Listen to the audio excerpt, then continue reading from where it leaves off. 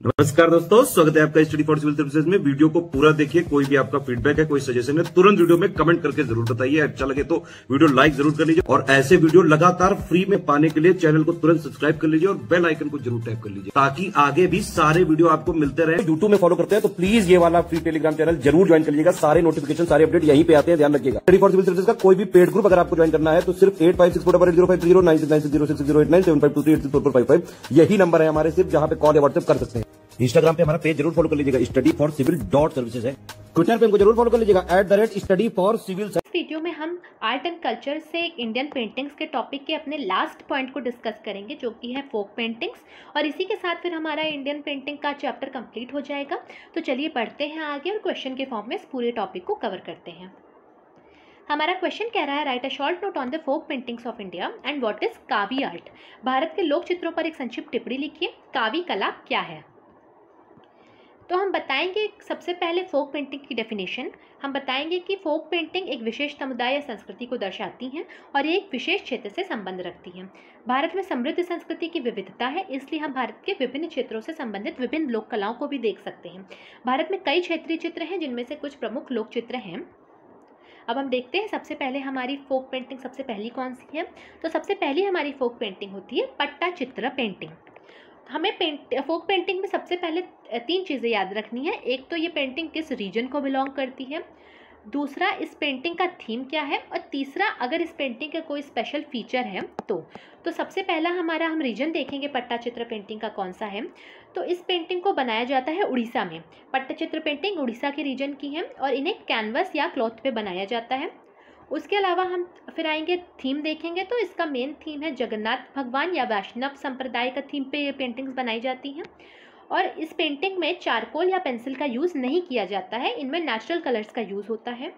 और आउटलाइन इन पेंटिंग्स में yellow colour की बनाई जाती है। तो स्पेशल फीचर ये है पट्टचित्र पेंटिंग का कि इनमें येलो कलर की आउटलाइन बनाई जाती है और साथ ही साथ इनमें फूल और पत्ते के दृश्य बनाए जाते हैं, तो इसे फूल पत्ते से डेकोरेट किया जाता है। उसके बाद इन्हें ग्लॉसी फिनिश देने के लिए लेकर या लाह का इस्तेमाल किया जाता है। और जब ये पेंटिंग्स ताड़ के पत्तों को ऐसे जोड़ करके बनाई जाती हैं, पूरे लंबा सा कैनवास बनाया जाता है ताड़ के पत्तों को जोड़ करके, तो इनमें वाइट या ब्लैक इंक का उपयोग किया जाता है। और उस टाइम इस पेंटिंग को, ताड़ के पत्ते पे बनी पेंटिंग को तलपत्र चित्र कहा जाता है। तो ये पूरा हमारा पॉइंट कवर होता है पट्टचित्र पेंटिंग का। और ये हम इमेजेस देखेंगे तो देखिए ये येलो कलर का बैकग्राउंड है, आउटलाइन है येलो कलर की। उसके अलावा फूल और पत्ती के मोटिव्स बनाए हुए हैं। ये हमारी पट्टचित्र पेंटिंग है। और ये हमारी तलपट्टचित्र पेंटिंग है, जिसमें ताड़ के पत्तों को जोड़ करके एक पूरा कैनवास तैयार किया गया है। उसके अलावा वाइट और ब्लैक इंक यूज़ करके इसे बनाया गया है। उसके बाद हमारी अगली फोक आती है मधुबनी पेंटिंग। मधुबनी पेंटिंग को मिथिला पेंटिंग भी कहा जाता है। तो नाम से ही समझ में आ रहा है ये बिहार के मिथिला रीजन के आसपास की होगी। तो ये बिहार के मिथिला रीजन के पास की है, साथ ही साथ मधुबनी शहर की है। बिहार में अगर पर्टिकुलर जगह पूछा जाए तो बिहार का एक मधुबनी शहर है, ये वहाँ को बिलोंग करती है। उसके अलावा जो बिहार का नेपाल से लगा हुआ इलाका है, ये वहाँ पर भी देखी जाती है। और ये माना जाता है कि मिथिला पेंटिंग रामायण के समय से ही अस्तित्व में है। मिथिला पेंटिंग को ज़्यादातर महिला कलाकार बनाते हैं और इन पेंटिंग का मेन थीम होता है रिलीजियस थीम्स, हिंदू रिलीजन के थीम्स हुआ करते हैं, जैसे कि भगवान कृष्ण, राम, शिव, दुर्गा, लक्ष्मी आदि धार्मिक विषय हैं इन थीम पेंटिंग्स के। और उसके अलावा इन्हें बनाया जाता है किसी शुभ अवसर के पे, जैसे कि बच्चे के जन्म पे, विवाह पे, त्यौहार पे आदि को चिन्हित करने के लिए इन्हें बनाया जाता है। इनमें चावल के पेस्ट, सब्जियों के रंग, गाय के गोबर और मिट्टी का उपयोग करके बनाया जाता है। और ये पेंटिंग द्विआयामी यानी कि 2 डायमेंशनल होती हैं। और इनकी सबसे खास विशेषता ये है कि इनमें डबल आउटलाइन होती है और बोल्ड रंग होते हैं। डबल लाइन बॉर्डर होता है इनमें और बहुत अच्छे ब्राइट ब्रिलियंट कलर्स का यूज़ किया जाता है। और इन पेंटिंग्स की एक और ख़ास बात यह है कि अगर इन पेंटिंग को बनाया गया, उसके अलावा कोई फिगर इस पेंटिंग में बना है और उसके बाद फिर पेंटिंग में पीछे जगह बच रही है, तो इसे एज इट इज़ नहीं छोड़ा जाता है। इनमें फूल, पत्ती, इस तरीके की चीज़ें बना के, पेड़ पौधे बना करके उस पूरे गैप को फिल कर दिया जाता है। और मिथिला पेंटिंग या मधुबनी पेंटिंग को ज्योग्राफिकल इंडिकेशन का टैग भी मिल चुका है। तो आपको नीचे कमेंट सेक्शन में बताना है कि मधुबनी पेंटिंग को ज्योग्राफिकल इंडिकेशन का टैग कब मिला था। तो देखिए हमारी ये मिथिला पेंटिंग या मधुबनी पेंटिंग है, इसमें आपको डबल बॉर्डर देखने को मिलता है। साथ ही साथ आपको देखने को मिल रहा है कितने अच्छे, कितने बोल्ड कलर्स इसमें यूज़ किए गए हैं। फिर ये देवी सरस्वती जी हैं और इनके पीछे जो बैकग्राउंड खाली बच गया था उसको भी ये डिज़ाइंस बना करके, फूल पत्ती बना करके, इससे करके पूरी तरह से पूरा कर दिया गया है कि कहीं भी गैप ना रहे पेंटिंग में। फिर हमारी तीसरी फोक आर्ट आती है कालीघाट पेंटिंग। कालीघाट पेंटिंग की शुरुआत 19वीं शताब्दी में होती है और ये कलकत्ता के जो ग्रामीण प्रवासी थे उन्होंने इस पेंटिंग को शुरू किया था। शुरुआत में इस पेंटिंग को मिल पेपर पर बनाया जाता था, मिल के कागज़ों पर बनाया जाता था और इन्हें बनाने के लिए वाटर कलर्स का यूज़ किया जाता था और वाटर कलर्स का यूज़ कर ब्रशेस से किया जाता था और ये ब्रश बने होते थे बछड़े के और गिलहरी के बालों से।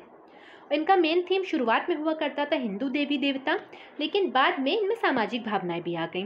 तो ये छोटे से पॉइंट हैं, आपको कालीघाट पेंटिंग से रिलेटेड ये 3 पॉइंट याद रखने हैं बस। उसके बाद हम कालीघाट पेंटिंग को देखेंगे। देखिए कालीघाट पेंटिंग का एग्जाम्पल है, हिंदू मैथोलॉजी का ये थीम आपको देखने को मिल रहा है, श्री कृष्ण और राधा जी हैं इसमें।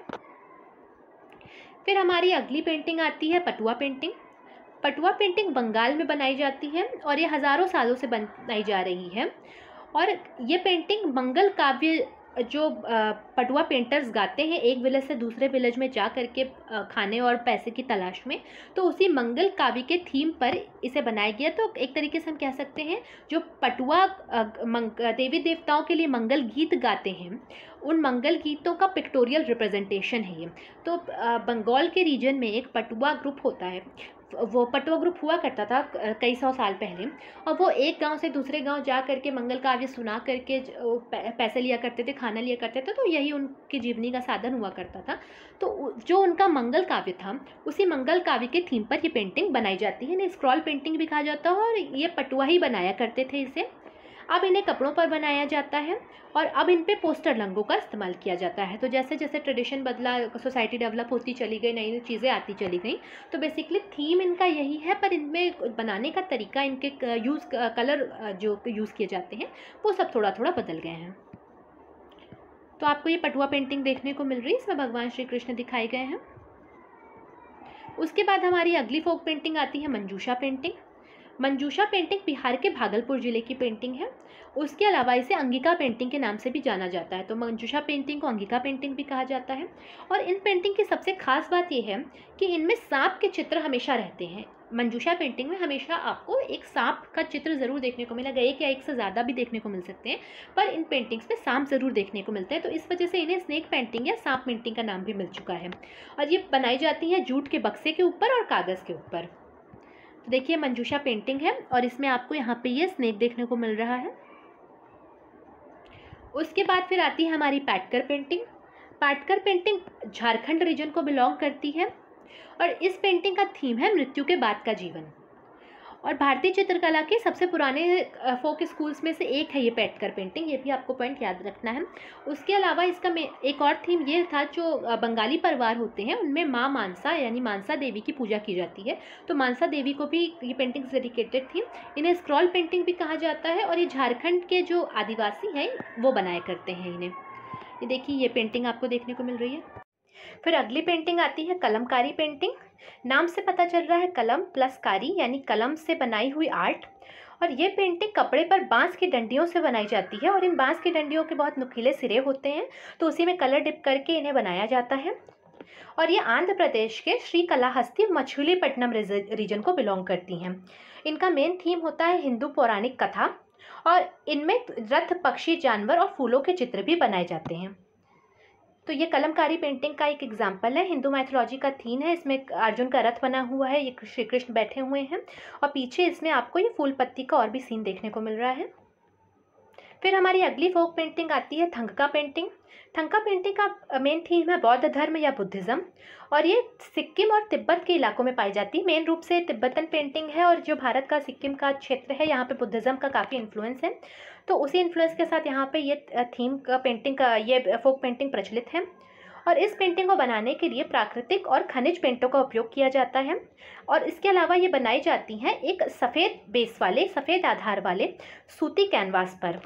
और इन पेंटिंगों में रंग का बहुत अच्छी तरीके से उपयोग किया जाता है, रंगों की बहुत महत्वपूर्ण भूमिका रहती है इन पेंटिंग्स में। इन पेंटिंग्स में रेड कलर का यूज़ किया जाता है पैशन के लिए यानी जुनून के लिए, स्वर्ण का उपयोग किया जाता है, गोल्डन कलर का यूज़ किया जाता है लाइफ साइकिल को या बर्थ को दर्शाने के लिए, सफ़ेद रंग शांति का प्रतीक होता है, काला रंग क्रोध का प्रतीक होता है, हरा रंग चेतना के लिए इस्तेमाल किया जाता है और पीला रंग करुणा या कंपैशन के लिए इस्तेमाल किया जाता है। इस पेंटिंग को 3 पार्ट में डिवाइड किया जाता है। सबसे पहला पार्ट है, ये है बुद्ध के जीवन पर डेडिकेटेड है। दूसरा पार्ट जो बुद्ध के बिलीव्स हुआ करते थे उन पे डेडिकेटेड है। और तीसरा पार्ट है देवताओं को अर्पण या ध्यान यानी ऑफरिंग टू डाइटीज और मेडिटेशन। ये देखिए, ये थंका पेंटिंग है, इसमें बुद्धिज्म का थीम दर्शाया गया है। कितने खूबसूरत कलर इसमें यूज़ किए गए हैं। अगली फोक पेंटिंग आती है वर्ली पेंटिंग। वर्ली पेंटिंग करीब 2500 से 3000 ईसा पूर्व की है और ये भारत में गुजरात और महाराष्ट्र की सीमा पर जो आदिवासी समूह रहता था इन पेंटिंग्स को बनाया करता था। इन पेंटिंग्स का थीम जो है वो रिचुअलिस्टिक है, यानी कि कर्मकांड से प्रभावित है इसके थीम। और इन पेंटिंग्स में सबसे पहले एक सेंट्रल मोटिव होता था, सेंटर पर एक आकृति हुआ करती थी, उसके चारों ओर फिर अलग अलग आकृतियां बनाई जाती थी, जिनमें कि ज़्यादातर रहते थे फिशिंग के, डांसिंग के, एनिमल के, फेस्टिवल के, इस तरीके के थीम्स। और इनमें ज्योमेट्रिकल पैटर्न देखने को मिलता है, यानी ज्यामितीय आकृतियां देखने को मिलती हैं। इन पेंटिंग्स को बनाने के लिए लाल गेरू का, गाय के गोबर का, मिट्टी का और राइस पाउडर और गोंद का इस्तेमाल किया जाता था। इन पेंटिंग्स में पालघाट जो कि उर्वरता की देवी हैं उन्हें दर्शाया जाता था। साथ ही साथ जो पुरुष देवताओं के मानव अवतार हैं उनको दर्शाया जाता था। ये वर्ली पेंटिंग का एक बहुत खूबसूरत सा एग्जाम्पल है। ये एक सेंट्रल मोटिव है, उसके फिर चारों तरफ सर्कुलर फॉर्म में ये बाकी मोटिव्स बनाए गए हैं। इसी के साथ हमारी फोक पेंटिंग्स कंप्लीट होती हैं और हम अपने क्वेश्चन के नेक्स्ट पार्ट पर आएंगे, जो कि है कावी आर्ट। दिसंबर 2021 में प्रधानमंत्री जी ने कावी आर्ट के बारे में एक बात कही थी। उन्होंने कहा था जो गोवा के आर्टिस्ट कावी आर्ट को रिवाइव कर रहे हैं, पुनर्जीवित कर रहे हैं, उन्होंने काफ़ी प्रशंसा की थी। तो इसी वजह से कावी आर्ट न्यूज़ में रही है, तो इसको जानना इंपॉर्टेंट हो जाता है। तो हम एक छोटा सा बैकग्राउंड कावी आर्ट का देखेंगे क्या है। तो कावी आर्ट भारत की ओरिजिनल पेंटिंग नहीं है। इस शैली को पुर्तगालियों ने भारत में इंट्रोड्यूस किया था और इस शैली को हम देख सकते हैं मोस्टली गोवा, महाराष्ट्र और कर्नाटका में, यानी कि कोंकण रीजन में ये शैली काफ़ी फेमस है। और ये मोस्टली बनाई जाती हैं ये पेंटिंग्स मंदिरों पर। तो जो कोंकण रीजन में मंदिर और चर्च हैं उन पर ये कावी पेंटिंग्स बनाई जाती हैं। और ये मंदिर के अंदर की और बाहर की दोनों दीवारों पर इस पेंटिंग को बनाया जाता है फ्रेस्को टेक्निक का यूज़ करके। तो जब हमने मुराल पेंटिंग्स देखी थी तो हमने देखा था मुराल्स यानी दीवार पे बनाई जाती हैं जो पेंटिंग्स, उससे फ्रेस्को टेक्निक भी कहा जाता है। तो ये उसी फ्रेस्को टेक्निक की बात हो रही है। काव का शाब्दिक अर्थ होता है लाल मिट्टी। तो इन पेंटिंग्स में लाल रंग का और सफ़ेद रंग का बहुत अच्छा खासा यूज़ देखने को मिलता है और यही दो कलर बेसिकली यूज़ किए जाते हैं इन पेंटिंग्स को बनाने के लिए। तो इस पेंटिंग का ये एग्जाम्पल हम देख रहे हैं। ये एक मंदिर है और मंदिर की बाहरी दीवार पर ये सफ़ेद और लाल रंग इस्तेमाल करके काव पेंटिंग बनाई गई है। इसी के साथ आज हमारा इंडियन पेंटिंग्स का टॉपिक पूरी तरीके से कंप्लीट हो गया है। अगले वीडियो में हम इंडियन आर्ट एंड कल्चर के अगले टॉपिक को डिस्कस करेंगे। बने रहिएगा चैनल के साथ। मिलते हैं नेक्स्ट वीडियो में। Thank you for watching.